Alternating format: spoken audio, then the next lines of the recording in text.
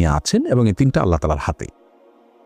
আপাত দৃষ্টিতে মনে হচ্ছে যে এটি তাকদীরের প্রতি বিশ্বাস এর কথা প্রকাশ করা ভালো কথা, কিন্তু মূলত এটি আল্লাহ রাব্বুল আলামিনের যে তাকদীর রয়েছে সেটাকে সীমাবদ্ধ করা শামিল। শুধুমাত্র জন্ম মৃত্যু বিয়ে কেন, সব কিছুই আল্লাহ রাব্বুল আলামিনের হাতে, সব কিছুই আল্লাহ রাব্বুল আলামিনের তাকদীরের অধীনে।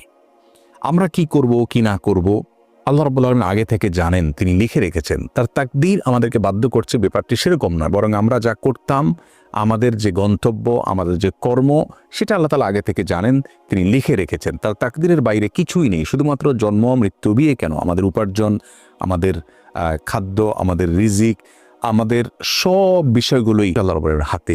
ওই অর্থে কোরআনে কারিমে আল্লাহ রাব্বুল আলামিন বলেছেন, ওয়াকুল্লু সাগীরিন ওয়া কাবীরিন মুস্তাতার, প্রত্যেক ছোট বড় সব বিষয় লিপিবদ্ধ রয়েছে। সব বিষয় আল্লাহ রাব্বুল আলামিনের জ্ঞানের অধীনে রয়েছে, আল্লাহ তাকদীরের অধীনে রয়েছে। বিধায় আমরা